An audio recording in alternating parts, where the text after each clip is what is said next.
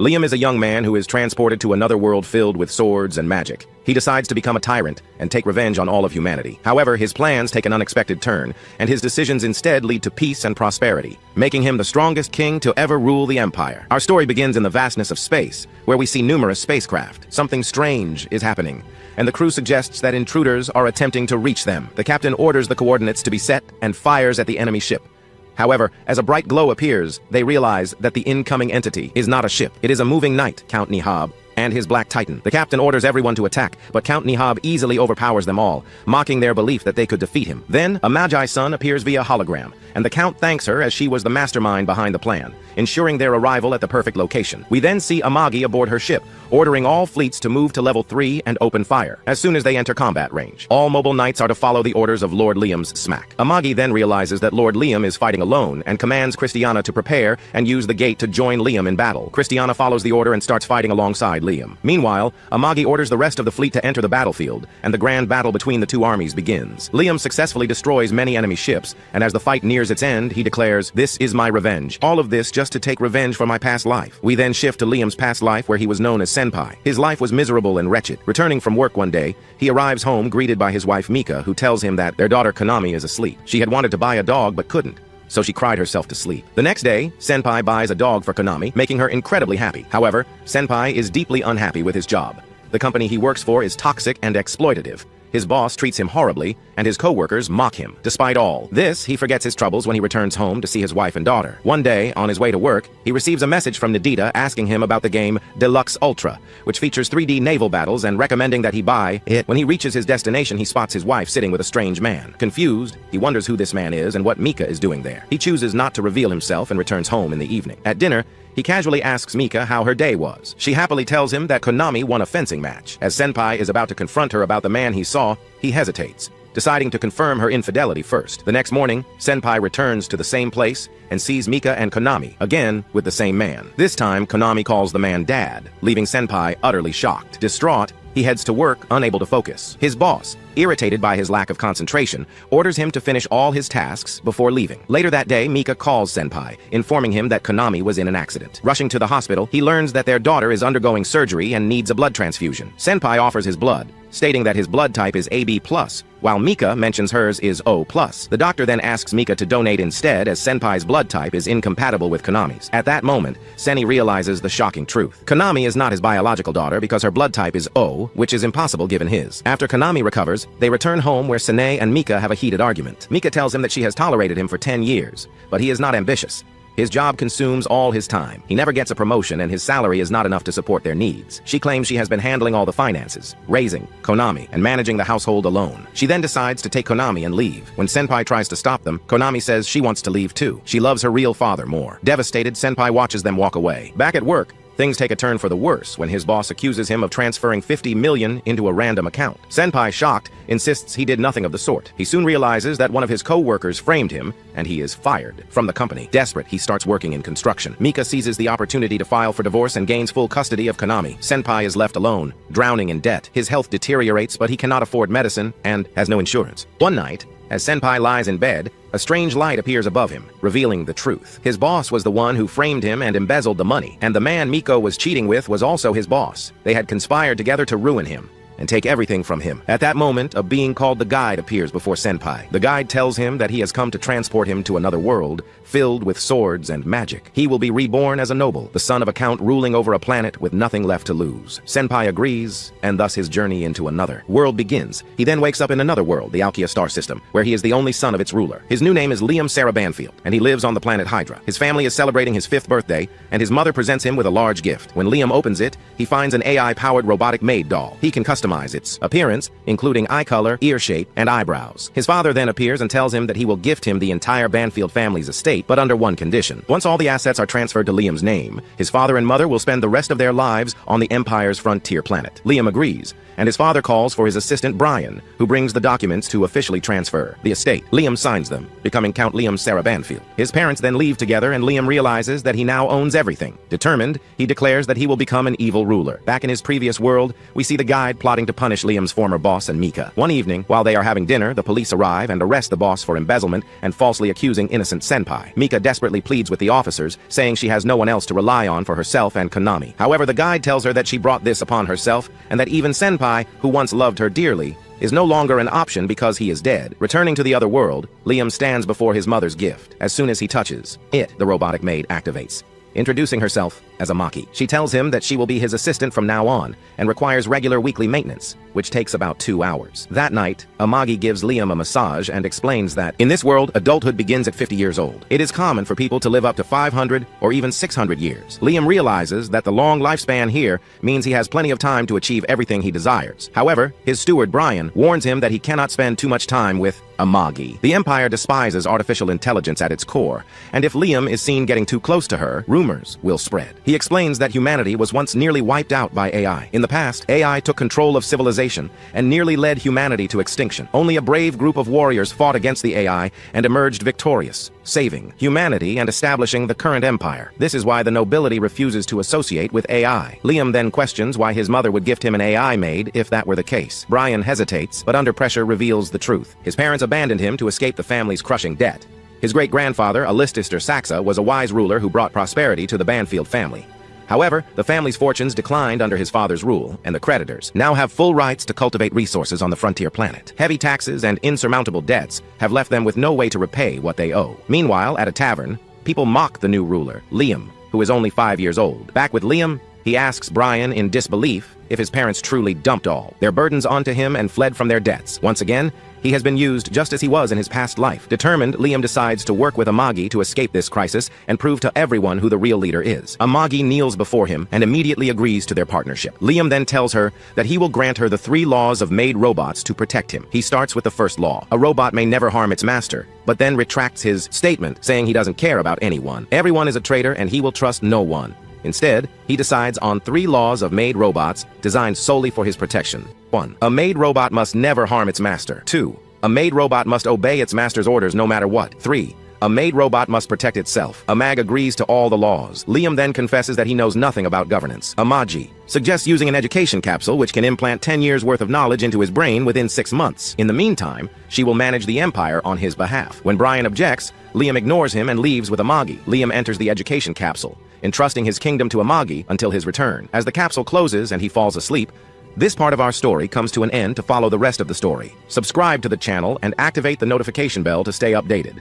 The mysterious deity who claims to be the guide is a detached being who feeds on negative emotions, having already been done with Liam, his wife, and her lover, and now, looking for his next target, he heads off to Earth again, where he lays his eyes on a young woman who is at a noodle shop about to have the best meal of her life. But as she snaps open the chopstick, it breaks unevenly, which in Japanese culture is considered a bad omen and is believed to bring misfortune or even death. The reason why the chopsticks broke unevenly is because of the guy deity who is loving. How many negative emotions are being raided from her because of such a little thing? Meanwhile, back in Liam's world, Liam's Mayday waits for his awakening in front of his education capsule. The capsule opens up, and Liam wakes up finding out that he's been asleep for 2 years and his physical body has grown and has been strengthened by the night racing program of the capsule. Since it has been only seconds for Liam, he will need time to get used to his growing, and AI suggests that he get some rehabilitation afterward. Liam inquires how his territory Banfield has been doing, and IG shows him the territory's current economic situation as an AI robot. She has done her part faithfully and has governed Banfield properly, so Liam praises her, but he wants to see the development with his very eyes. So he heads out with her and becomes greatly astonished, learning that she has created a spaceport for Banfield's army. Not only that,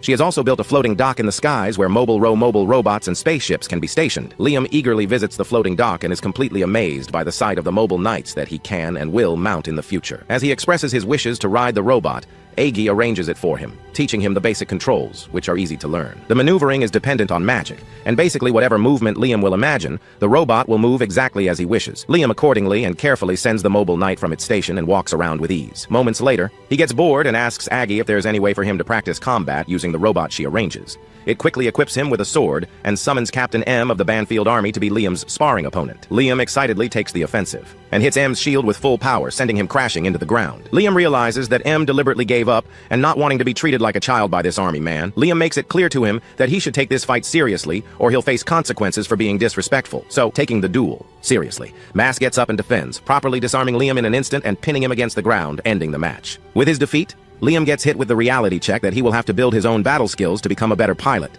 So he tells his Chamberlain to hook him up with an instructor who will teach him how to become competent in combat. The Chamberlain doesn't think fighting is necessary for a lord, but Liam believes otherwise and no longer wishes to be oppressed by others for being weak. He wants to become the strongest out there in order to achieve his goal of becoming an evil. Lorden appoints Yushi, a man with a katana, to be his sensei Liam, introducing himself to Yushi, expressing his desire to become the best swordsman, which prompts Yushi to get into a philosophical speech about how there isn't anyone who can be called the best. Agi becomes skeptical of the cringe man, but Liam tells her not to worry about it and begins his training with Yushi. The master swordsman first demonstrates a secret technique of what he calls the way of the flash. Gripping the hilt, he slightly unchaths his sword before sliding it back into place. And in an instant, all of the logs around him split in half. Liam initially believes that the man drew his sword so fast that they couldn't even see it. So, he asks Agi to play the slow-mo video of it, which she recorded with her eyes, only to find out that the man didn't even draw his sword. Assuming that Osite camera couldn't capture Yushi technique, Liam becomes even more intrigued and decides to become Yasushi disciple.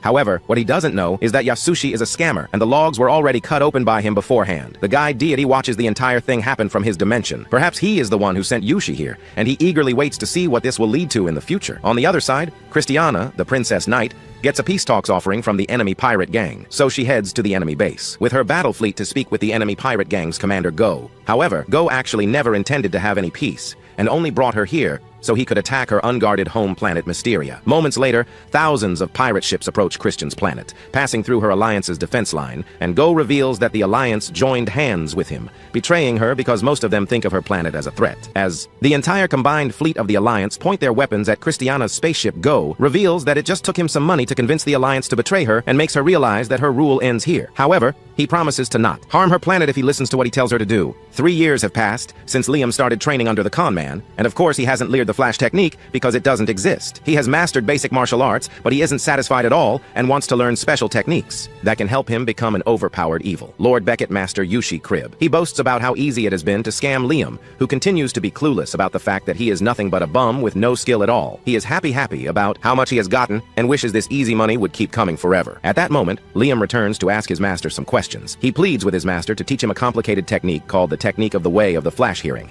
This master, Yushi, banishes him from the school as punishment for his continued insistence on wanting to learn an advanced technique when he hasn't fully mastered the basics. Immediately, Liam pleads with his master to forgive his ignorance and admits to being a fool, which he clearly is. He begs not to be kicked out, and Master Yushi stylishly listens to his plea since he didn't want his money source to run dry after being forgiven. Liam hurriedly leaves his master alone. Noticing that he has left, Master Yushi breaks out of his elegant character and acknowledges that he has completely no idea about the technique Liam has asked him to teach just then. Liam returns again to offer him some extra money as an apology, and the hungry master accepts. When Liam finally leaves, he is very excited about the extra cash he would be getting while he is excited. Liam returns again to inform him that he won't be available for classes the next day, and Master Yushi has no problems with that. Of course, he would have no issues with his favorite money bag not coming for his pointless classes back at his palace. Liam takes an elegant position on his throne as he laments on the stress of learning. At that moment, Imagine informs him about Thayon's economic report with debts remaining the same. However, since production and sales are growing, all seems to be well. Liam acknowledges Liam for her hard work and considers leaving the government. To her more often as pleased as Agi was to hear this.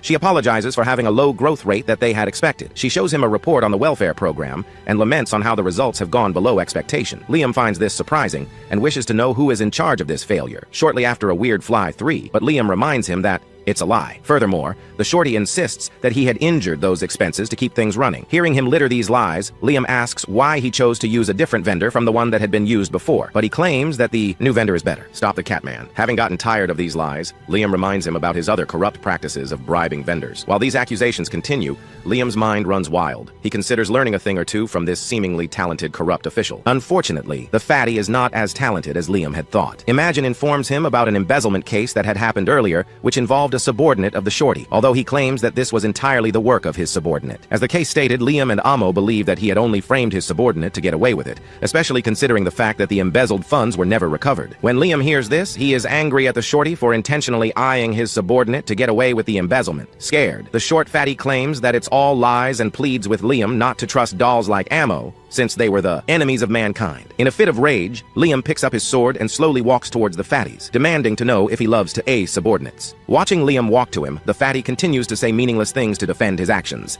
even then aiming that everyone else does this since it keeps business running. Even with all this muttering, Liam unsheaths his sword. When this happens, the fatty switches and informs Liam that he is only able to live a luxurious life due to the efforts of lords like him. However, before he could complete such defamatory words, Liam slices the life out of him. He rants at the lifeless lord, letting him know that no one has the right to touch his people or his money except him before this could get out of hand. Imagine calms him down before then.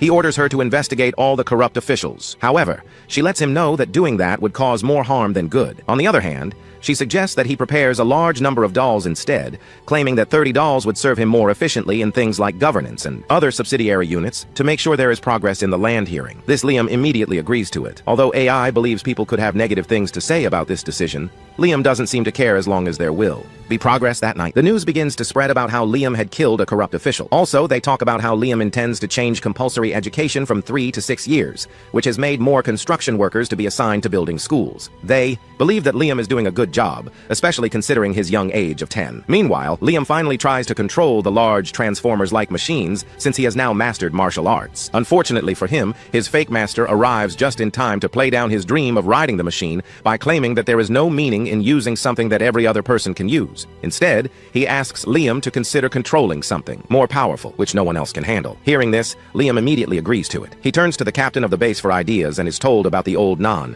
a Yamano model of the machines. The captain informs him about the existence of a unit which his great-grandfather used to pilot. And Liam is so excited about taking after his great-grandfather's machine, this part of our story comes to an end. To follow the rest of the story, subscribe to the channel and activate the notification bell to stay updated. Then we see Yasushi in that room searching for something to steal. However, he discovers that all the contents of the room are worthless and all fake. Then he leans against the wall and accidentally presses a button, and suddenly a secret door opens. He is amazed by the presence of the moving mechanical knight and realizes it's a piece of junk. He decides to use it. Then we see the guide saying, "I am the guide, a wandering being who collects negative emotions. Today I continue my wandering in search of the latent negative emotions in daily life." Then we see that young man in the restaurant ordering his favorite drink and wishing for many additions. But when his drink is served, he is disappointed and doesn't find it as he requested. The guide rejoices because he has obtained new negative energy. Then we see Liam training with a sword with his assistant, and he asks him about the moving knight. Liam tells him that Master Yasushi told him that it is better and he will use it in his training. The assistant tells him that this unit was the favorite of the great-grandfather Alistair Sukma. So he is happy that Liam appreciates it today. Liam tells him that to be a true pilot means being able to handle an old unit that is difficult to control. The assistant asks him what the benefit of this training is. Liam tells him that this training is not a waste of time, but rather training to master the secret art, the Flash. Then we see Amagi with the mechanical knight talking to herself saying, "Is this man Yasushi truly a skilled knight? He doesn't seem like a very talented person to me, but if Master Liam orders me to do anything, I will fulfill his wishes." Then she approaches the mechanical knight and decides that she will do her best to revive it, to protect Lord Liam. The next morning, we see First Lieutenant Naz Carlin welcoming Liam.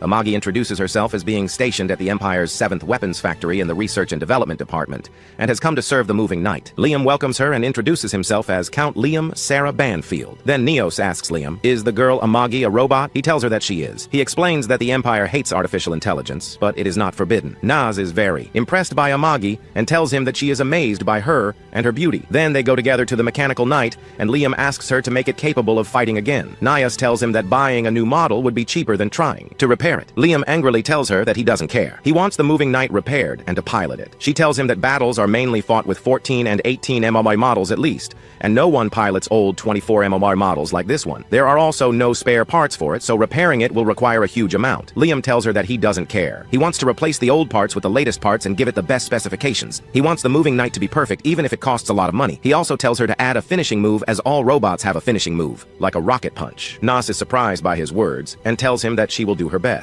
Then we see Master Yasushi entering the place, and when he sees the girl Nas, he is captivated by her beauty. He enters and introduces himself as Yasushi, the master of the Flash style. Nas ignores him and continues talking to Liam, which angers Yasushi. He introduces himself again, but she ignores him again for Liam's sake. Yasushi becomes very angry because Nas is ignoring him. Liam approaches a girl he likes, so Yushi decides to punish him for that and becomes harsh with him in training. He subjects him to very rigorous training. Then he covers Liam's eyes and makes him stand on a log in the lake. Yushi begins throwing targets at him and tells him to dodge them wisely, and the training continues. Then we move to the parallel world and see Captain Gawa is going to the kidnapped girls. He speaks with Christiana, telling her that he will take them to his island, Treasure Island, and add her to his collection. Then he takes her, and they go to the lab. He tells the person in charge that Christiana will be the new test subject. The person in charge shackles her, and Goaz tells him to start by removing one eye and implanting the eyeball in the palm of her hand, as he wants to make her ugly like the animals. Then Christiana sees the test subjects who were worked on before her and screams in fear. Then we return to Liam, and we see Naz telling him that she has finished all the repairs,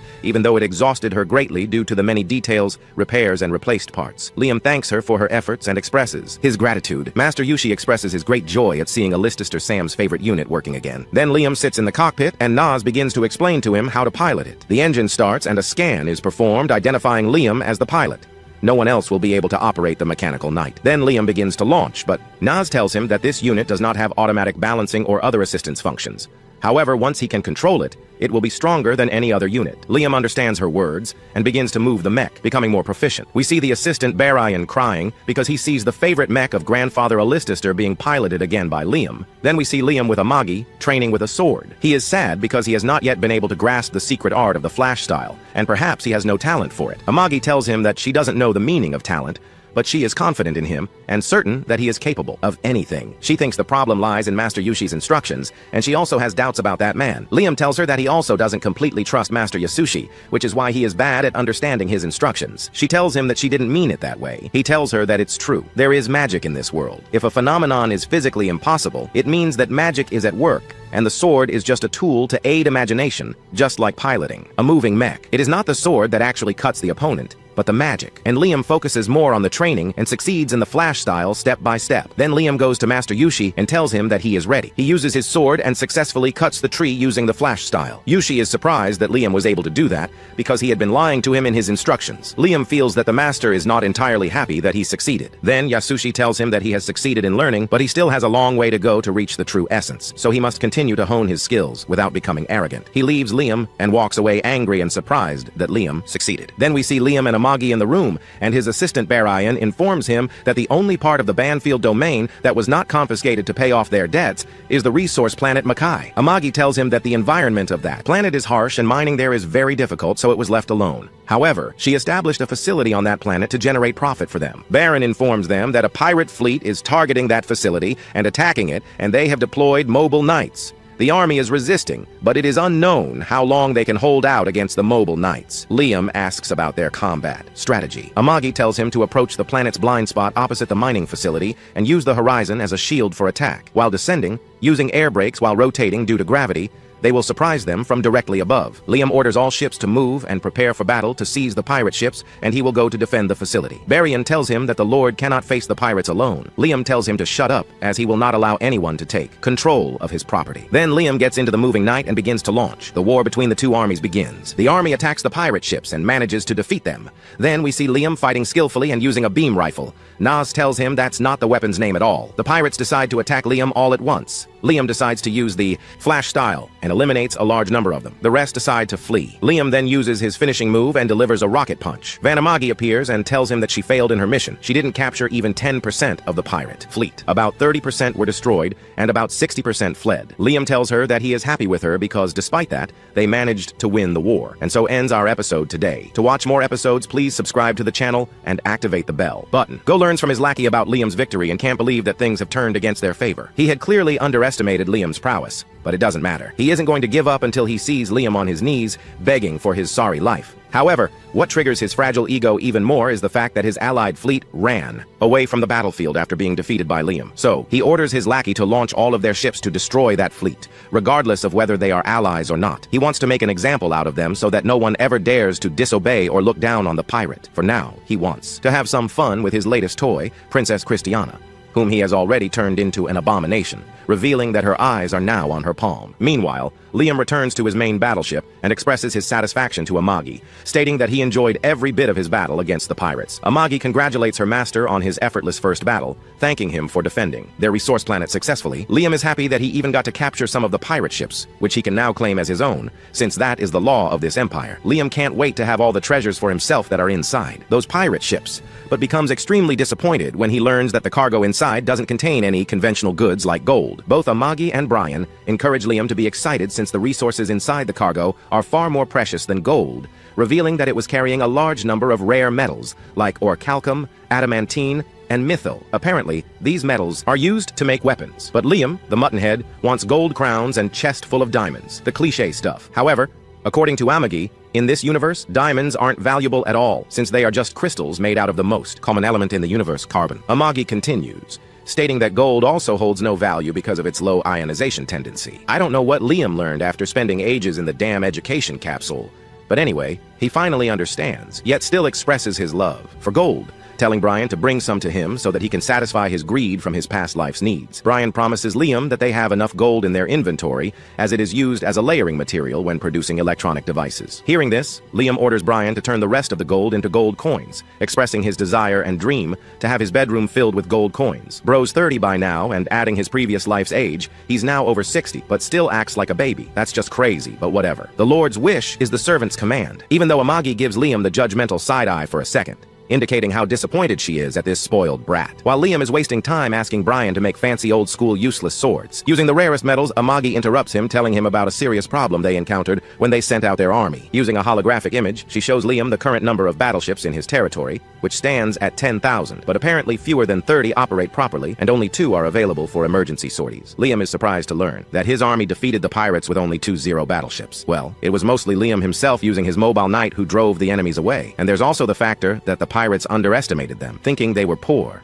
which contributed to their loss. Liam gives Amagi some credit as well, saying her battle strategy helped in all seriousness. Liam wonders if he should just get rid of the useless old ships, to which Amagi gives her support.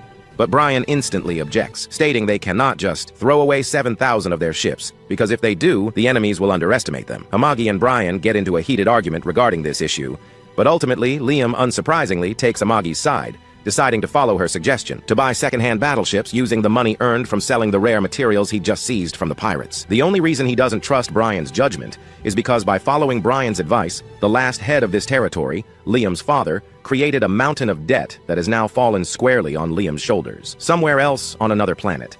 Nayes is attending an expo to present investors with the newest battleship her manufacturing team, the 7th Weapons Factory, has developed. But the design and color scheme are so having the lack of better words to describe this dog, underscore that the investors don't care, even if her battleship is significantly more powerful than those made by other factories. After Nas's presentation, Ulucia, the engineer from the 3rd Weapons Factory, unveils her battleship, which, not going to lie, looks 1,000 times better compared to Nas. It features a first-ass interior, along with luxury living quarters designed specifically for nobles. So, of course, the investors unanimously chose Ulia's battleship for their army, leaving Nas completely ashamed and humiliated at being outperformed by her. She had poured everything into the ship's performance, and as a result, she lost. But she still just can't accept the fact that looks matter. Not wanting to get yelled at by her boss, she decides to exploit Liam once again by manipulating him into buying all of her battleships, referring to him as a total dumb sucker. The guide appears once again, and just like any other day, he is in search of some negative emotions to feed on. He finds a guy wasting his life, cursing while playing Valvo all day. After collecting some tasty malevolence from him, the guide heads to Liam's universe to eat the big fish, assuming Liam's negative emotions must have accumulated a lot over these past couple of years. But when the guide arrives on Liam's planet, he is absolutely stunned to see the growth of Liam's territory, leaving him wondering how this muttonhead managed to turn a town that looked like an undiscovered ancient ruin just a few years ago into a modern city. Even so, the guy doesn't lose hope just yet. Recalling the useless con artist he once sent into Liam's path years ago, disguised as the swordsmaster, he holds on to the hope that Guy has contributed something to turn Liam into a total loser. The guide is angry to say the least. He cannot imagine that things aren't going the way he wishes. Meanwhile, the citizens start saying good things about their lord. They enter into a bar where they discuss how Liam had been able to capture pirates, and even get several goods from the pirates he had captured. He is indeed way different from his father, and the way he rules suits them a lot. However, there is someone in that same bar that isn't excited about Liam. That person is Yasushi, a fraud through and through. He complains about his student with all his might. The attendant, seeing how frustrated he sounds, tries to ask him what is wrong. He reveals that no matter how much he ensures that his student doesn't understand swordsmanship, the boy keeps getting good. The woman can't understand why he is angry that his student is good. For every teacher, this should be a good thing. Well, not for a fraud who calls himself a teacher. He complains that at his best he is nothing but a third-class, maybe second-ass swordsman. But to his shock, Liam is slowly getting to first class. This could mean two things. Either Liam has clocked him and is just pretending, or Liam hasn't clocked him but will soon. No matter the possibility, it still means doom for him. The guide comes inside to see feedback. Nothing works according to his plans either. He had sent Liam a bad teacher, but Liam's life is an irony of what he wants. As they both lament, Liam is at home practicing his sword. He cuts several trees at once, and he is excited. He knows he has gotten better, but the fool still thinks Yasushi is way better than him. He speaks to Amagi to know if he has the same speed as Yasushi, but Amagi sees no difference, knowing good things do not just happen to him.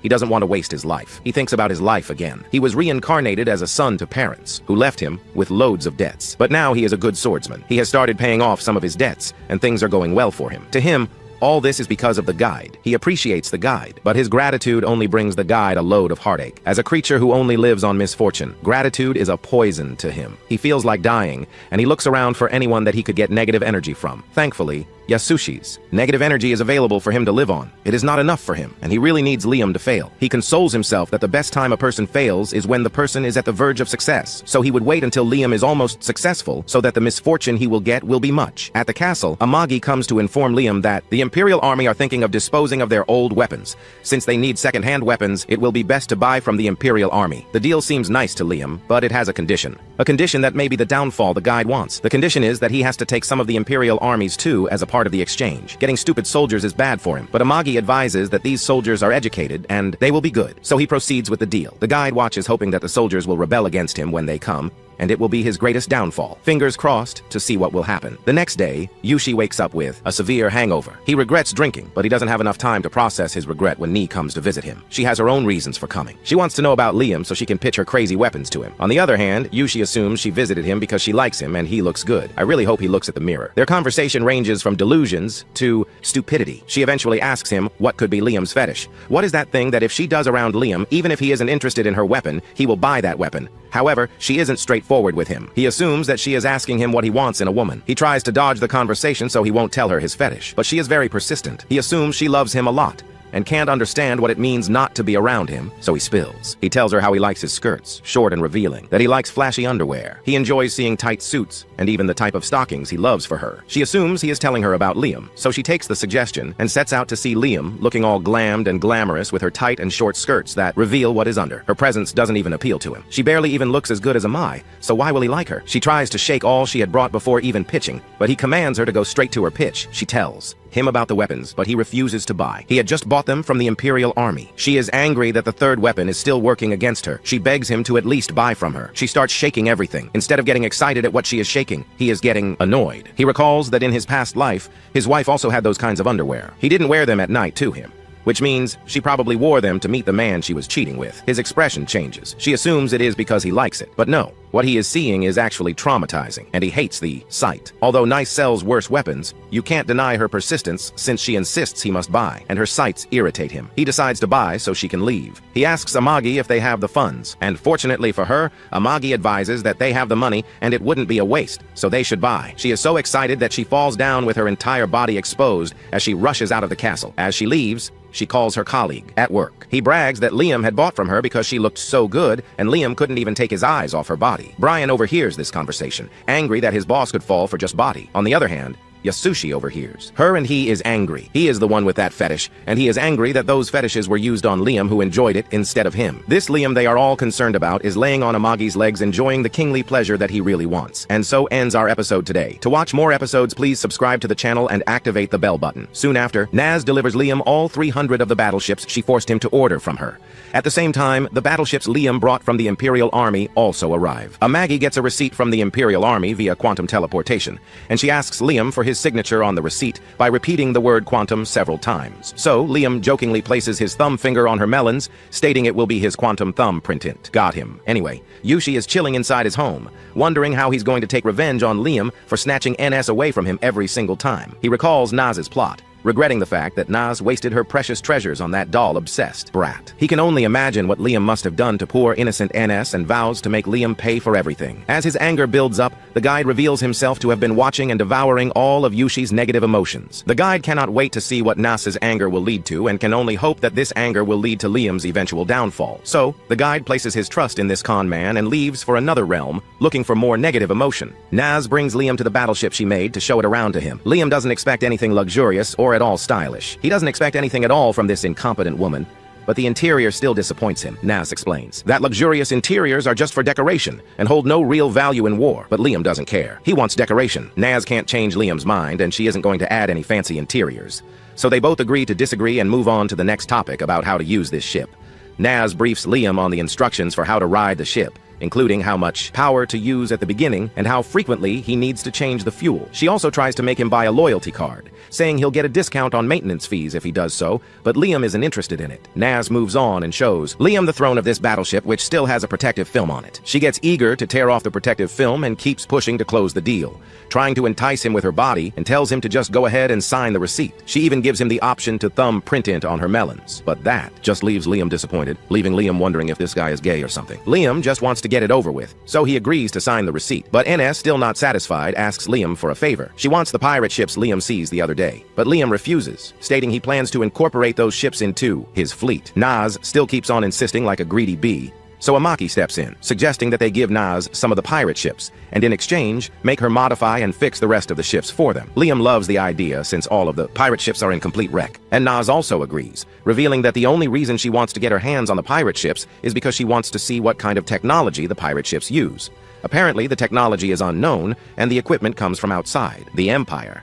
And that's why Naz wants to study it and use the technology on her own models. But before closing the deal, Liam visits the pirate ships first, along with Amagi and Naz entering one that is not in a total wreck, and he can immediately notice the difference between the design and the interface. The ship literally has a helm, like a classic pirate ship, and Liam loves it so much that he wants to put it on his own battleship. Naz the normie goes into a detailed explanation of why this is a bad idea, but Liam shuts her up, being a man of culture, and makes it clear that if he wants it, he is going to have it regardless of whether it's useless or not. Naz ignores Liam and starts exploring the room, nerding out every time she sees something new. Meanwhile, Liam notices a tiny glowing dog heading to another room, so he follows it along with Amagi, and it eventually leads him to a navigation room. His footsteps trigger a mechanism on the ground below, and it displays the ship's trajectories up until now. Amagi analyzes the trajectory and realizes that this ship has been ravaging the entire Empire.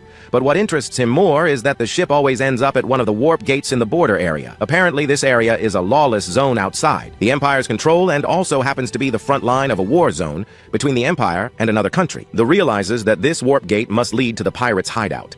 And once Amagi analyzes the coordinates, she figures out where the secret pirate base is. She goes into a scientific explanation about how difficult it is to reach the area, stating how abnormal its orbital radius is and how challenging it would be to travel there. But Liam doesn't bother understanding any of it. He is more focused on what the hideout might hold for him. He suspects the place is a treasure island, where the pirates sneak around regularly to store their greatest treasures.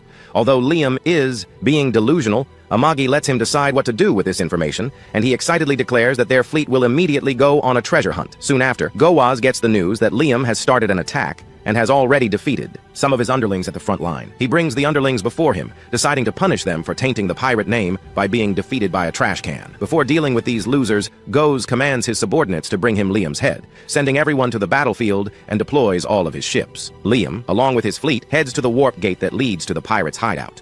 But they are not allowed to use the gate because there's an apparent toll fee that needs to be paid to the Empire. The officer handling the warp gate connects, with Liam explaining that since the gate covers a huge distance, and Liam intends to warp 7,000 ships, it will require a lot of money. Liam promises to pay later once he's done, but the officer doesn't trust his credibility. So Liam asks Amagi to find him someone credible, but sadly they have no connections. Liam explains the situation to the officer again, telling him that he intends to pick a fight with the pirates.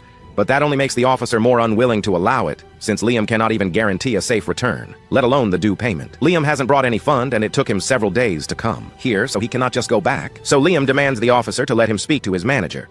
Unfortunately for him, the officer is the highest-ranking person here. So Liam just throws a tantrum and ends the call. He comes up with an idea and decides to meet the officer face to negotiate a deal, while he keeps trying to see how he can convince them at the Rap Gate to allow him into the Harmonia Gate without the gate fee. Goz and his spaceship arrive at the Harmonia Gate. He has all his connections at that gate, and despite being the villain in this situation, he doesn't have to beg anyone to let him in. Indeed, the ones with the money run the world. He calls the rapper, and the person he knows there greets him excitedly, asking him where he's going from the Harmonia Gate. He reveals that he is going to the Domo's Gate. The Domo's Gate leads to nothing. Everyone knows there is barely anything for a villain like Goaz to gain in that city. The man asks what he wants to do in a wasteland. What's the man's business, though? Goaz shares the same opinion as I do here. He asks the man what concern it is of his and states that since he has the money, he should be allowed to enter without issue. He pays immediately. Meanwhile, Liam arrives at the Rap Gate physically, hoping that he can use his negotiating skills to gain entrance. He asks to enter, and the man says there is no issue. He is excited until the man cuts him short by asking for his gate fee. Liam first tries to brag that he is a noble and can get them the money, but the attendant isn't fazed by his weak boasting. When he sees that boasting doesn't work, he becomes humble. humble, begging the attendant to please let him in. But the attendant doesn't care. He adds lies to his drama by booing in tears, saying he wants to see his sick mother and the trip is necessary. See your sick mother with this huge number of ships? Your mother must need ships to recover. Seeing that his lies don't work, he turns and says he wants his mother to see his fleets before she dies. Well, the man tells him to return, get the money, and come back, if indeed his mother is that important. The man receives a call regarding Goze's passage, so he leaves to deal with other things. Liam is angry that his negotiating skills are no longer working. He walks around the place and sees the dog again. He follows the dog at the wrap room. They see Goze's passage. Knowing that Liam's ship is also in the waiting room, they realize the clash isn't going to be a gentle one. They were the ones in the wrong since they received payment from a pirate, without knowing where he was going. So they decide to turn a blind eye. Everyone working there goes on a break so that when the clash happens, it will seem as though they weren't in attendance. After they all leave the room, Liam finds himself there. He sees it's a wrap gate, and there's a pirate ship around Parmonia. Gate. He assumes the attendant had given him passage, and even told everyone to leave so no one would know he gave him passage without payment. Looking at the screen again, he sees the wraps moving in opposite directions. He assumes it was a mistake on the part of the attendant, and sits down to correct. This spoils Goze's movement, but since his trip continues, he doesn't see any issue. Suddenly, Amagi calls Liam to return. When he gets back, she tells him they've gotten a letter of credibility, not from a noble, but from Nas, since they've bought a lot from her. Well, one good turn surely deserves another. He happily appreciates her and comments that the officers were ready to bend for them. But now that they have the letter, it will be easy for them to enter. He commands Amagi to launch into the wormhole, and she does as commanded. Their trip to Parmonia Gate begin, and fortunately for them, Goaz and his people had left their base, so they will be caught unaware. On the other hand, Goaz becomes impatient. He is meant to reach Domo's gate within 30 minutes, but the journey has been going on for a while and he hasn't gotten there. He asks his rider, who is also concerned, but they see a gate in front of them and assume it is their destination. Since they didn't know about Liam's tweet to the wormhole, they enter the gate.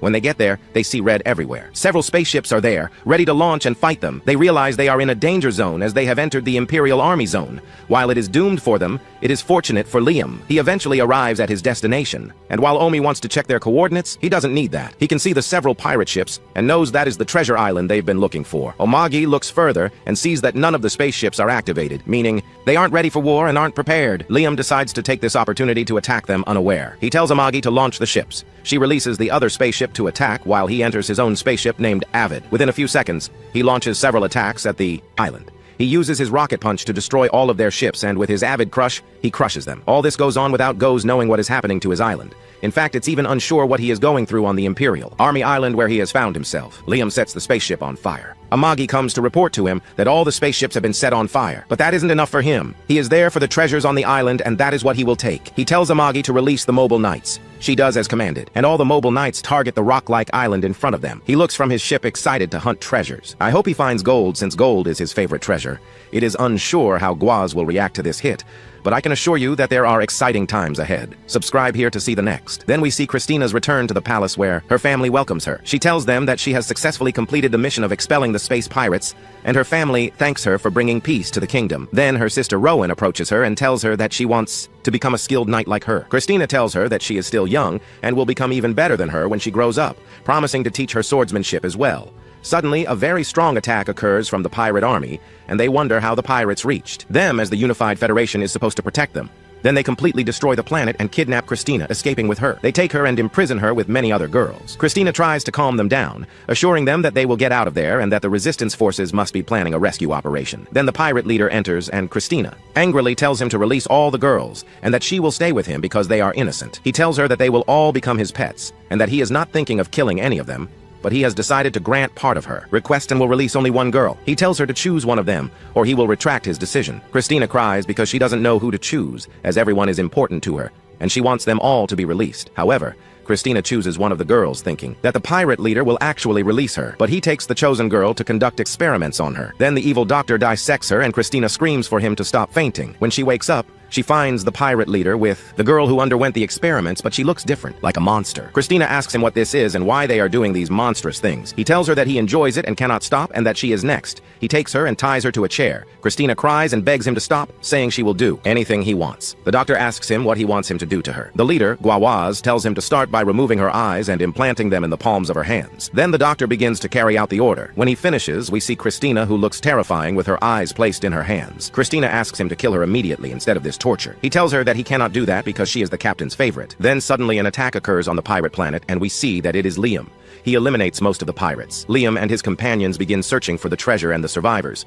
Then Liam grabs the doctor and his associates and asks him to hand over the treasure and the girls as well. The doctor tells him that he doesn't know what he is talking about. Liam tells him that he will kill him if he doesn't confess. The doctor tells him that those girls are the captain's pets. Liam is surprised by the statement as if he is talking about a dog or a cat. The doctor tells him that it is possible to transform any of those girls into any creature he wants.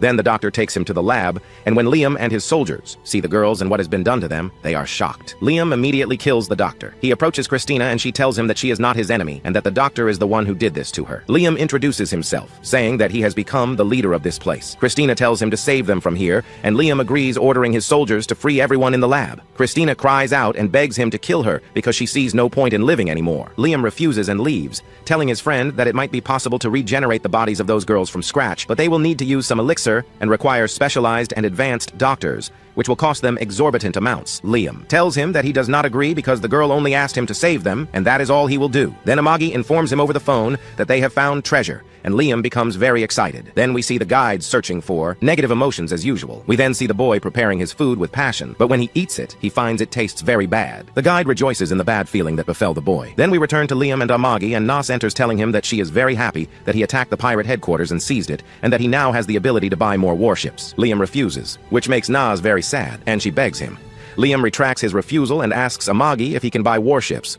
Amagi examines the budget and tells him that he can buy a maximum of 5,000 ships. Nas is very happy and leaves immediately, and Liam is horrified by that number. Then Liam goes out to tell NASA that he will not buy all those ships and meets Master Yasushi on his way, asks him to go out for training together. They go out and the training begins. Then Master Yasushi intensifies the training and launches many balls, and Liam cannot block them all with a single sword. Liam decides to use magic and creates a protective wall around himself, blocking all the balls and destroying all the targets. The master is surprised by Liam's power and leaves, telling him that he has nothing more to teach him from now on. So Liam has become a master. Lucy advises him to go and spread the Flash style in the universe, as he has become proficient in it. Liam is very excited and thanks the guide who was the reason for his reincarnation in this world, and for achieving many accomplishments in it. However, the guide becomes angry because Liam directed positive feelings towards him, as he always loves negative feelings only, and he threatens him. Thus ends our episode today of this anime. To watch more episodes, please subscribe to the channel and activate the bell button to receive all new updates. Liam now faces a new problem. He arrived in the world wanting to be an evil overlord, but he hasn't done a damn thing the entire time he's been there, or at least nothing truly evil. To be an evil lord, he must prioritize three things: power, money, and of course, women. These are the stereotypes of all generic villains. Power 1 could say he already has. After all, he already wields a sword and commands a large armed fleet with a super badass robot. Now all that's left is money and women. Miyagi tells him that some benefactor from some company has come to see him. He lets him in, and Sir Thomas enters with a very special shipment for Liam. First, he greets him and congratulates him on kicking the space pirates' asses. Liam tells him to set aside the flattery and show him the good stuff.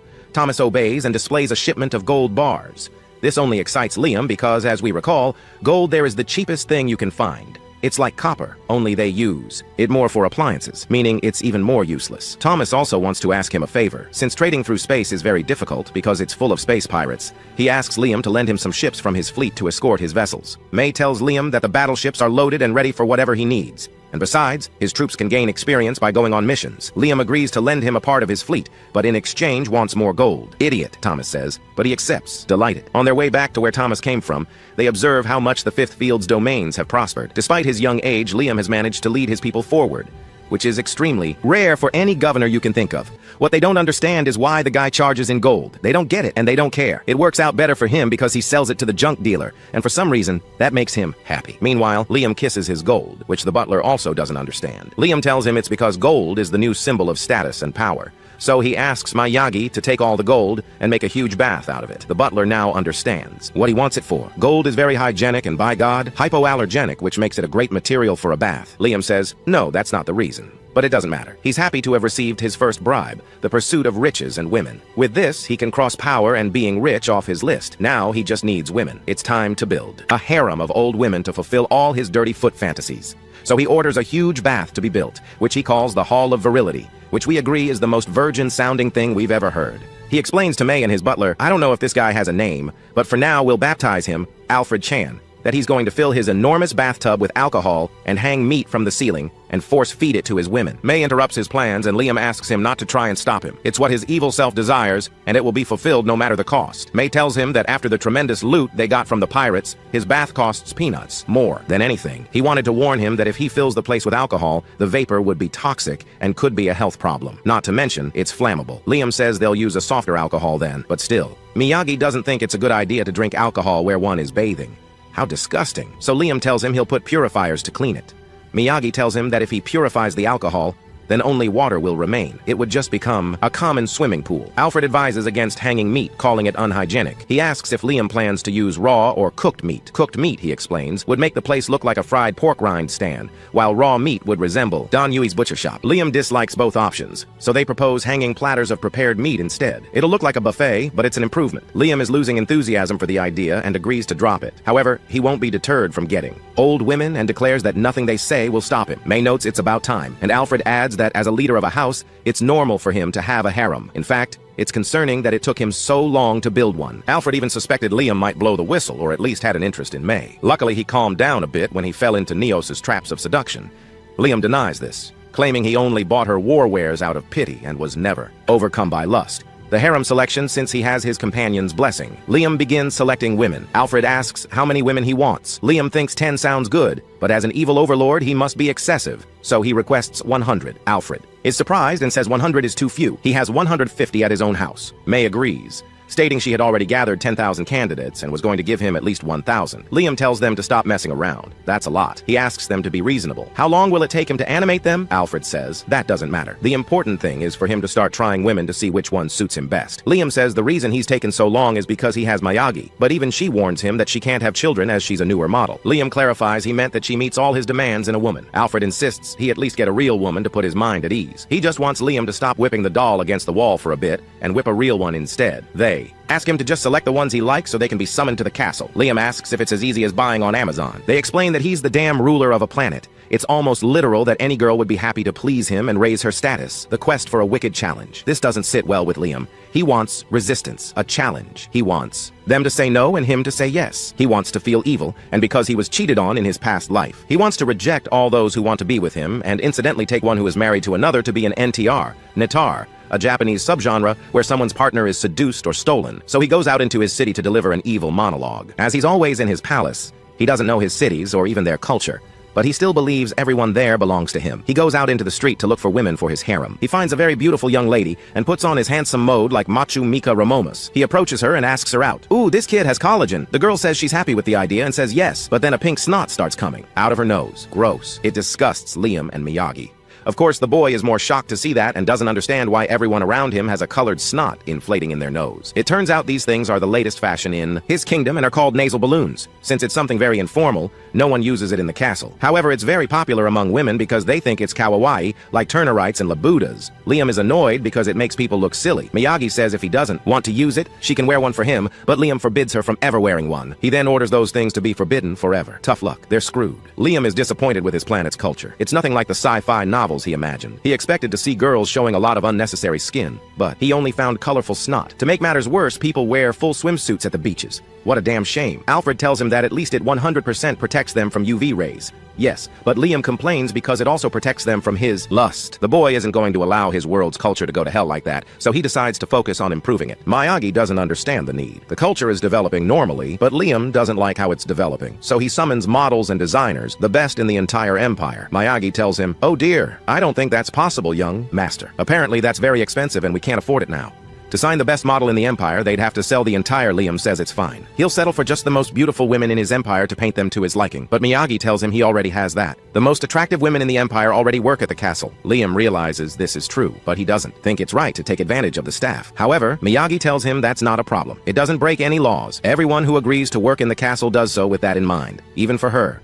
It would be a huge status boost. Liam asks if he should have gone after them from the beginning, but to play the evil lord a bit and disguise his true feelings. He says, "Yes, absolutely, that's what I planned to do from the start, but I got distracted with Amy." Alfred continues to beg him to stop jerking off the robot and find a real woman instead. Liam insists it's not fun to go after those women and asks if he'd prefer him to order men. Liam feels frustrated. He didn't think being an evil lord would be so exhausting. Now he just wants to splurge money on trivial things. He'll worry about the rest later. Meanwhile, we see Christiana awake in a recovery dome. She looks at her hand and yes, she sees her hand. Before she couldn't see her hand because her eye was in her hand. Then a doctor enters and damn, what was Liam talking about when he said he didn't like fashion? I mean, culture and medical development are going well. The doctor is practically working in her underwear. She explains to Christiana that they recreated her body with regenerative medicine. Christiana can't believe what she sees. Her body is back to normal. She thinks she's dreaming and that it's a beautiful dream before she passes on to the other world. The doctor tells her it's not a dream, that they basically used a mythical elixir on her.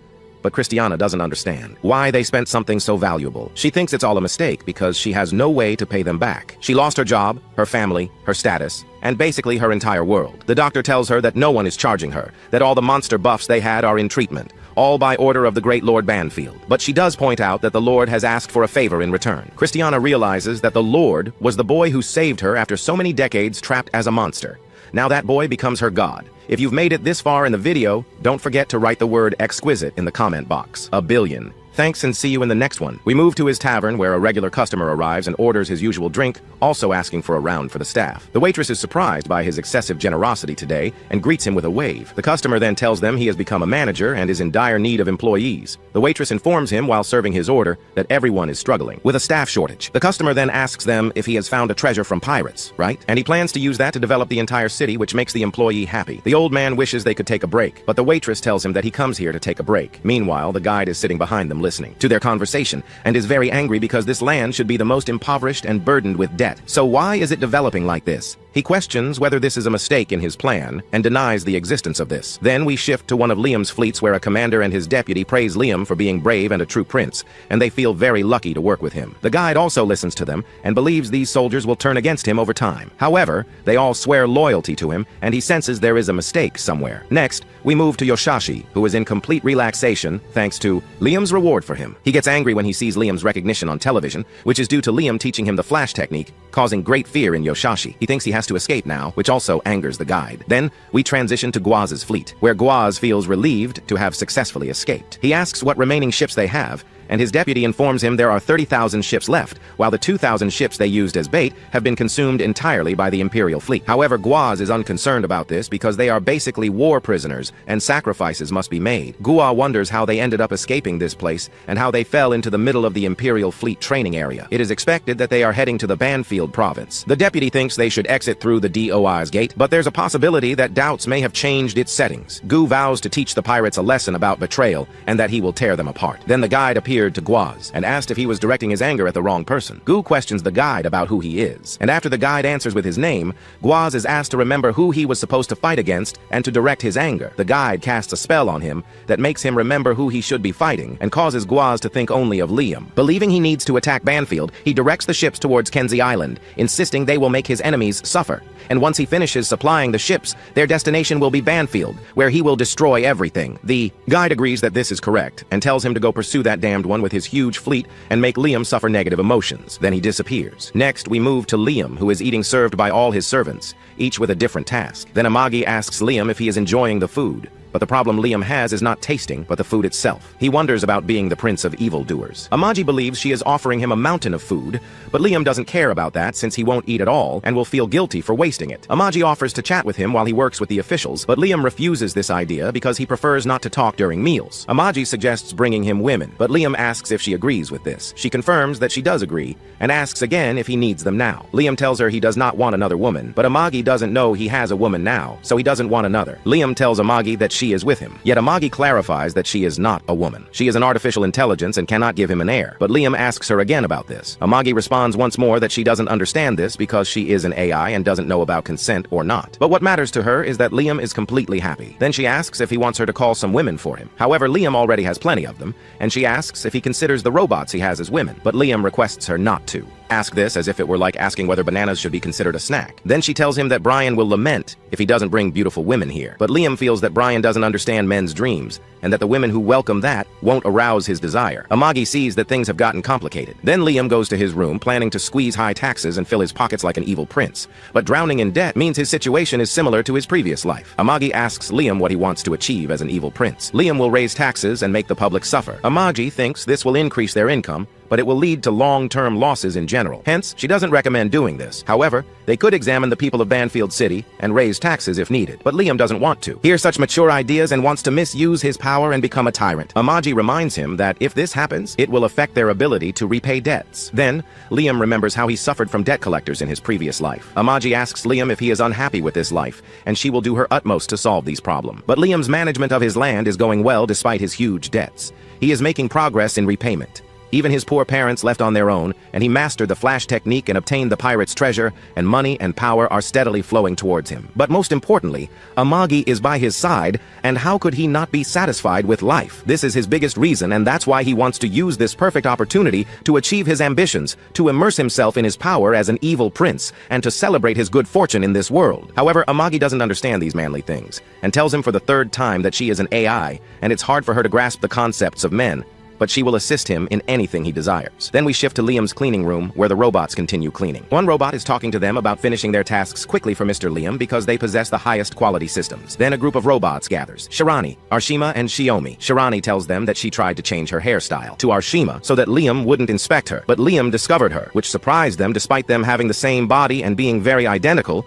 But Shirani tells them that the video of that moment is her personal treasure, so she put a protection on it and saved it. However, the other two, Artame and Shiomi, objected, saying they would do the same until Liam calls their names. But Amagi appeared to them and told them she wouldn't allow this. However, Shironi doesn't see this as something that would annoy Liam. Then, Amagi told her she would confiscate that video to give to Liam and asked her what she was thinking. Was she joking with Liam and not to leave any data behind? Then, Amagi walked away. But Shiomi called out to her and asked if it was appropriate to be intimate with Liam when she is also, after all, an AI. But Amagi entirely rejected this, stating she does this because it's Liam's orders. Then she left, but none of the three understood Amagi's behavior. Then we moved to Liam's office, where he came to Brian and told him about the bad news, which is that the pirates have declared war on them, and a large number of pirate ships are gathering at the edge of the chaos system. Liam thinks that taking the time to declare war is only fair behavior towards a group of pirates. Amagi believes they are giving them time to feel scared because they invaded the pirate treasure island, and if this is revenge, they won't just settle for killing them. Liam now understands that this person's fleet captain enjoys torturing families and mutilating their bodies, which is highly probable. Amagi sees that he has great power in his fleet, so he declared war on them. Brian will hold a meeting with the officials and the troops as well. Then Brian gathered the officials and told them that the pirate leader is Guaz and he wants money, women and men with good looks to avoid an attack on them, which enraged Liam. He told himself that he is very evil, and Brian was surprised that Liam started to feel fear for Benfield. Then one of the officials suggested that they negotiate with the pirates and try to settle the matter peacefully. Then Liam asked, how strong are the pirates? Brian told him that they have 30,000 ships. Liam asked Amagi about the number of their ships, which is 5,000. But the head of the forces said that numbers aren't everything,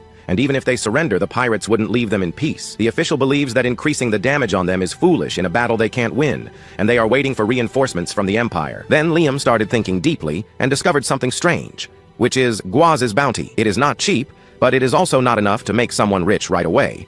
And this is not the kind of money someone risks facing 30,000 ships for. He would have a greater motive if the bounty were higher. Then Amagi asked to speak, and when he ordered her to go ahead, she told him that she used data from the pirate ships they seized the other day to estimate the enemy's strength and analyze them to conduct a combat simulation. Their chances of victory are only 3%, which surprised Brian, who then said if only the new 7th weapon Facto's weapon were ready. Liam asked if they had a new weapon, and Brian assured him they did, calling it the new Cyclone Destroyer. When Brian pronounced the name, time suddenly stopped and Liam began to talk to them, but no one wanted to respond. Liam remembered that Nadita mentioned that time stopping was an event arranged in 90% of cases, but it actually stopped. Then the guide appeared to Liam because he wanted some of his time, but Liam rejected him because he had a big problem he wanted to solve now. However, the guide confessed to him that he was the one who led the pirates here and asked him if the city of Benfield was burdened with debts. Liam told him that because of these debts, he couldn't do what he wanted, and that's disappointing. For this reason, the guide summon the pirates who hold great treasure, and if he defeats them, everything would be his. Liam had already seized pirate treasure, but it was just a small part, and if he defeats the leader Guaz, he will get a much larger treasure along with great honor. The guide arranged everything and did not embody himself as a noble from the beginning,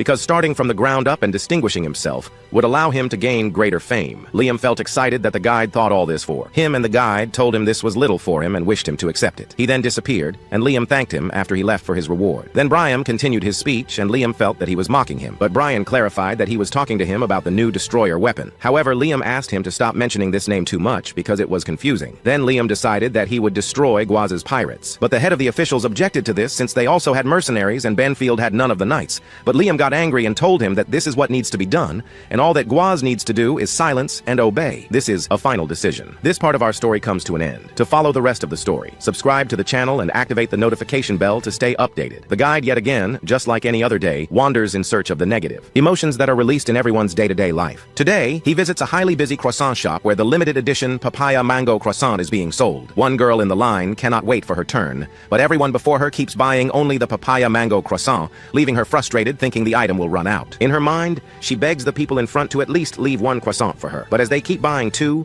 4, 6 croissants for themselves, she loses hope and breaks into tears. With only one person in front of her and 2 croissants left, she hopes that the person would be content with buying just one, but much to her shock, that person buys both croissants, shattering her dream of enjoying a nice, tasty meal in the afternoon. As she walks away in regret, disbelief, and disappointment, the guide gladly devours her negative emotions, calling it tasty. Just as the girl is about to leave, that's when the baker of the shop announces they have just baked more croissants for their customers. So she turns back, releasing positive emotions and annoying the guide, who didn't expect such a sudden turn of events. He gives up on this snack and decides to go for the main course, hopefully a Liam in ruin. Meanwhile, Brian gets on a call with Amagi and panics after learning that the space pirates have come to invade their planet. Amagi tells Brian to stop reacting as if they've already lost, and assures him that Liam made the right choice by choosing to fight. According to her, there's only a 3.8% chance of Liam winning, but she'd rather have Liam take that than surrender to Go's terms, because judging from Go's past history, if Go gets the upper hand, he will definitely wipe out Liam's planet. So a 3.8% chance is obviously better than a 0% chance. Brian understands, but he still doesn't think Liam will be able to win, commenting that if only Liam was born 100 years ago, he would have had a much better chance of defeating his enemies. Meanwhile, Liam is confident that he'll win because he thinks he has the guide by his side. He imagines all the riches he will get from winning this war and is filled with positive emotions, which the guide watching him from a distance truly despises. The guide at this point wants Liam to be captured by the pirates and turned into Go's personal play toy, because in that way, when Liam is tortured every single day, the guide can get all the negative emotions from him he'd ever require. According to the guide's intel, Go's fleet equipment is just as good as the Imperial armies, and so he is strongly confident that Liam is going to lose here. He puts the blame on Liam, saying it's Liam's fault for putting his trust in a guy like him. The guide mocks Liam, calling him a fool for being just as naive as he was in his past life. The guide predicts that when Go captures Liam and tortures him, this idiot's gratitude toward the guide will turn into hatred. His smile will twist into scorn, and his spirit will finally break. This way, the guide will finally be able to feast on Liam's suffering. In any case, the guide cannot wait any longer for that tasty delicacy he's going to get served on a silver platter. The guide leaves, and the scene shifts back to the battlefield where Go is. He declares that whoever captures Liam alive will be rewarded with double the bounty, and expresses how eager he is to turn Liam into his latest toy. Go's assistant asks if he has taken a liking to the boy, but Go explains that he's just looking for some new entertainment, revealing that he intends to torment Liam's people and turn them into monsters as well once the war is over. Meanwhile, Liam's subordinates, who at first were skeptical of his antics, have finally started to realize that their young lord is not playing around and actually has impressive political skills, not to mention how good he is with a sword. Liam learns about the bounty placed on his head and gets eager to take the pirates' treasure, hoping they'll approach him. But even after 3 long, boring days, nothing significant happens except at the front lines where, according to the second-in-command, Liam's army is struggling due to the overwhelming number of pirates fighting against them. Liam is too bored to play chess or checkers and just wants to rush into the battlefield. But before he can give any orders, his communication device gets compromised, making it impossible to contact his fleet. At that moment, a large number of pirate ships appear above Liam's ship, and while everyone starts panicking, Liam remains calm, calling the enemy's plans stupid for splitting their forces and sending only a mere 500 ships to apprehend them. Amagi understands the enemy's goal, which is to break Liam's army's formation and create a real opening to attack, making it clear that these 500 ships sent by Go are just disposable pawns. Liam's subordinate reports that the 500 ships attacking them are not pirates, but soldiers who were forced to surrender to Go after they lost. Although it's understandable that the Empire soldiers would switch sides and comply with the pirates to survive, Amagi still doesn't think it's a good idea to show them mercy since they can no longer be trusted. Liam remains reluctant, but he still takes the initiative and wipes out all 500 ships. When Goes gets the news, he becomes impressed, but focuses on the slight disorder created in Liam's fleet and takes this opportunity to charge directly with full force. As they push forward, Liam's fleet begins retreating, maintaining the same distance. In Ghost, thinking Liam is scared, orders his fleet to keep advancing when suddenly the ships at the front explode, revealing that the entire space had been filled with mines hidden using magic. Ghost can't believe he fell for such a cheap trick, but regardless, he still has the numbers on his side, so he orders his fleet to keep charging through the mines. Liam learns of this, and also of the fact that the front lines of Ghost fleet consist only of Empire soldiers, meaning only the disposable pawns are being sacrificed, not the real pirates. With the pirates closing in, Liam's subordinates focus on protecting Liam's ship with all they have, putting themselves in harm's way to shield their lord. But Liam doesn't want that. He doesn't want a single person under his command to be hurt. And after making that clear to everyone, he declares that he will crush all of the enemies right here, vowing that while he still breathes, he isn't going to allow a single ship to enter his planet. Deciding to get into his mobile knight, he promotes Amagi as second in command. Amagi, with quick battle strategy simulations, prepares to take control of the war, and so Liam leaves the rest to her as she wishes him the best of luck. He cannot give up, not at this point. Since he has decided to fight the battle by himself, he enters his ship to go and fight. Aiki goes to captain the pirate ship because of his instruction that she should launch him. She tells the knights that they should launch the remaining ships, but they are skeptical about obeying her.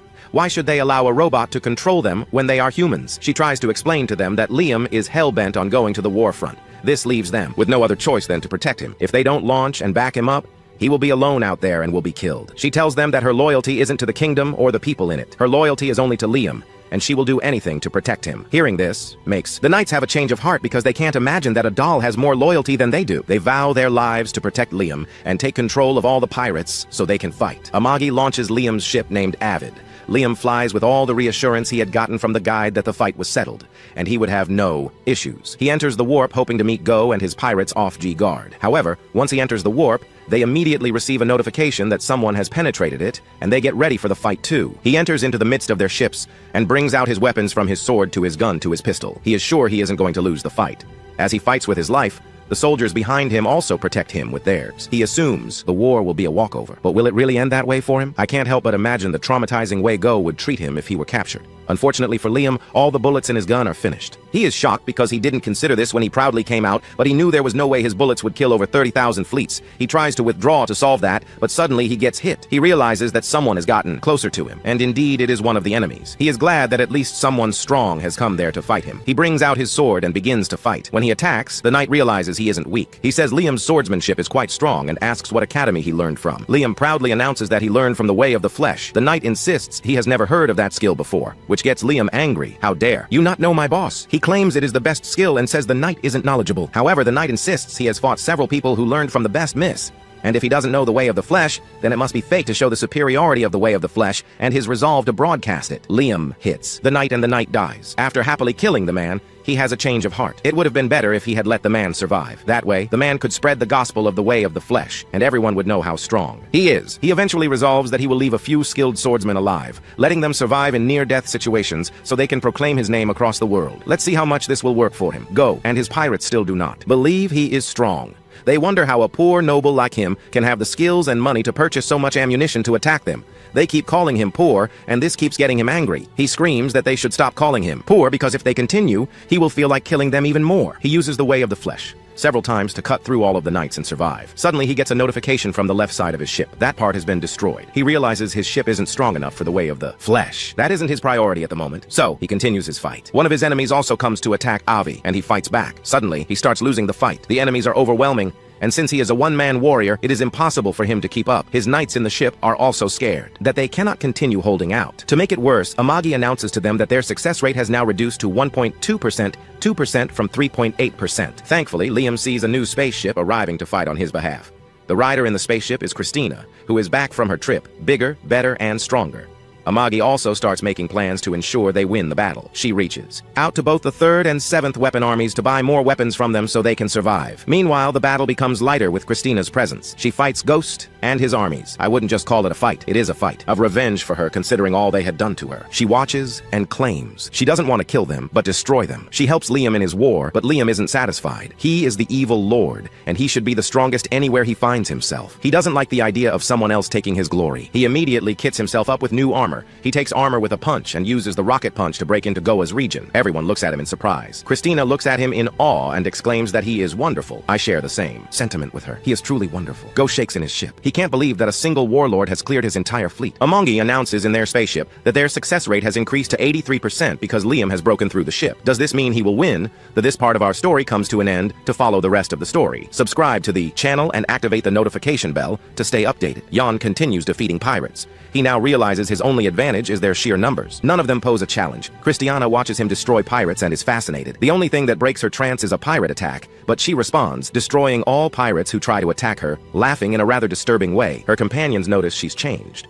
She wasn't like this before, but now she harbors a deep resentment towards all pirates. And honestly, I understand him. Liam is fulfilling his dream. Now he's no longer the exploited office worker escaping debt collectors. Now he's the evil lord who destroys pirates to collect bounties and expand his evil empire. Amagi detects another fleet of robot pirates approaching Lian and puts him on alert. The pirates shoot at him, but Liam uses his magic shield, which he learned to create through his rigorous training. Rojo watches as their master confronts everyone, and Verde asks if he's scared of what he sees because he is. He wonders if Leon would have lived a normal life if he hadn't been born a noble. He feels great pity for him. His parents abandoned him when the anime was just starting, leaving him only deaths and lands, a palace and infrastructure, but all in ruins. The boy made it flourish, and now he faces a pirate army for his people. They were expelled from the army for opposing the Empire's corruption, but now they are serving a master who risks everything for his followers. That's his real name, Leon. Leon finally reaches the flagship where he knows Goas is hiding. He attacks it with missiles, but the ships in front use a shield. Leon wants to jump to break through their defenses, but the shield stops him. Amagi notices this and orders all ships to attack the same point to break the shield and clear a path for their master. The ships get into position, aim, and attack at Amagi's signal. They manage to make a small hole that regenerates, and then they attack again, managing to destroy some ships that formed the shield, preventing it from regenerating. Liam tries to enter. The robots try to block his way, but Leon's soldiers defend him. Leon manages to penetrate their defenses. None of Ghost's defenses manage to stop him, so it's time to honor that old pirate tradition. If the ship is attacked by a space robot, it's time to make a getaway. Goas orders his ships to shoot at Leon's robot, regardless of who gets caught in the crossfire. However, Leon reaches the flagship and begins firing his laser beam at it to prevent it from escaping. Goas runs to his escape pod, but Leon prevents him from advancing with all the damage he's caused to the ship. The rest of the soldiers join him on the ship's hull and ask if he's okay. Leon tells them he's 100% and that it's time to go look for the treasure. His commander warns him that it could be dangerous because the enemy might try to self-destruct and take them with them. Leon tells him that they've been trying to leave for a while now, and someone too cowardly to stay and fight wouldn't even think of self-destructing. So he activates his rocket fists, or rather his rocket fists, and pulls out a ton of rocket fists from a portal, which crash into the ship and dismantle it enough to prevent any foolishness. Not to mention, they also take care of several pirates in the process. They put on their spacesuits and get out of their robots to enter the ship. Leon leads the squad, and his commander suggests he stay in the middle because it could be very dangerous. Leon tells him the enemy is hiding and orders them to shoot at a wall. His men shoot. And sure enough, there were 3 pirates wearing super cool suits that made them invisible. These suits are super expensive, which means a very good haul awaits them. In the hallway, they are ambushed by a group of pirates ready to face them. They warn him that although they are now mere pirates, in the past, they were the guards of several nobles, so they know how to defend themselves. Leon walks past them and half draws his sword while the pirates stand still. As he passes them, he tells his men to hurry and follow him, and then the pirates are cut in two, a classic. Oh, what a great cliche. As they advance, they continue to encounter several pirates, but the soldiers eliminate them with great ease until they reach the control center. Everyone there is in a panic now that their captain has abandoned them, and their vice captain doesn't know what the hell to do. He tries not to go, but Liam's men shoot him with cold bullets. The vice captain begs to speak with Liam. The boy is curious and decides to listen to what he has to say. The pirate swears and hyper swears that Goas was using him and that he is just another one of his victims. He begs him to let him live and assures him that he can show him where the treasure is. He doesn't know how to open it, but he does know. He tells him he can take him. Liam's commander warns him that this guy wasn't a victim, and no victim would have performed well enough to be promoted to vice captain. The pirate has no choice but to butter him up. He tells Liam he recognized him as soon as he boarded the ship and that his work is truly impressive. So he bows and swears eternal loyalty in exchange for his life. He says he led the pirates so he could be very useful in Liam's forces, but Liam lops off his head literally. Yasushi can't believe the power this kid has and wonders where he learned it all. He wonders if Yasushi is truly one of the baddest of the bad. Liam starts to feel a pang in his chest and assumes it's because Liam is so grateful for all the help he's given him. That just won't do. Oh no, it won't. So he has no choice but to give Goas a super broken power so he can defeat Liam. Goas walks through the ship's corridors, thinking about how he's going to get out of this. He considers begging for his life, but knows Lion will turn him over to the Empire for the bounty and then he'll be executed. So that's not really an option. Then the guide's malevolent energy begins to surround him and enter through his mouth. The guide asks if he wants revenge on Lion. Then he will grant him the power to do so. He assures him that anything is better than being defeated there. Go. Accepts, and then his body begins to transform and turns purple. Spikes pop out, and he gets super buff. Those sons of it, mother. Now he has the necessary power to face Lion no matter how good he is with a sword. The guide knows he's interfered. Too much this time. But he trusts that this will finish the job. He creates an interdimensional door and crosses it. Then a little dog of light forms. Liam's forces continue making their way through the ship when once again he thinks he sees a cute little dog. Then he remembers his old friend, the one he had in his past life. He's one of the few friends he had who never betrayed him. I agree, bro. Dogs should be eternal. Leanne continues and finds a small golden box that goes left behind when he transformed. Leanne can't help but keep it because he loves gold, even though everyone else on the crew finds his taste for the galaxy's most common metal very strange. Then Leanne once again sees the little dog that guides him to a room. The door's closed, and he orders his men to open it with gunfire. The door falls, and on the other side there are a ton of antiques like a museum. That doesn't impress Liam because he knows the problem with antiques is that they can be faked, like the stuff from Tamu your aunt used to buy to show off. But then he sees a katana that's truly amazing. Liam likes it and decides to keep it. And emergency call comes in. His men have encountered Goas, and no matter how much they shoot him, it does nothing. They wonder if he's a cyborg, and if so, those modifications he made are on another level. He starts dishing out beatings and tells them, "Bring me my katana." And at that moment, Leanne arrives and attacks him with his sword. But he's so tough that his sword is damaged. I'm talking about the old sword, the one that cuts soldiers in half because the new sword can cut off Goas's arm. Goas continues attacking, but Leon cuts him as if he were nothing. He loves his new sword. It's as if the pirate were butter and his sword were a hot knife. Goas makes tentacles come out of his wrists, but they're useless because Lion cuts off one of his legs. The soldiers arrive, ready to protect their master, Liam. Then Goas recognizes the name and can't believe that he is responsible for his downfall. A squirt? What the hell? Liam asks the commander who this guy is, and he says it seems to be Captain Goas. The pirate tries to attack him one more time, but Leon dodges and slices him. Goas can't believe he can't even touch him and starts begging for his life. He offers his entire treasure in exchange for his life. Liam says, "All right, fine." Oh, that's a lie. No. Goas keeps begging for his life and seeing that he doesn't understand, Liam explains it to him in simple terms. "Look, dude, I can't negotiate with you because your treasures are practically already mine. So just resign yourself, goat. You were just another step on my way to the top." Then Goas changes his negotiation method and proposes working for him. He's already seen how tough he is, so he'll be useful as a soldier. Plus, he offers a hidden treasure worth more than his head. Liam is interested in that last part and tells him he'll tell the interrogator, and that way they'll know what to look for while they extract the truth by all possible means. Go as it. But Liam is fed up with him and takes his last leg. The commander asks if he plans to hand him over alive because he has proven to be very dangerous. Liam says that it's worth it because if they hand him over alive, the reward the Empire gives them for him will increase. The commander tells him that they don't give the same reward whether he's alive or dead. Liam says, "Oh well, if that's the case, we can save ourselves the trouble of transporting him," and poof, he finishes him off. You return once more, and with that, this battle against the pirates ends.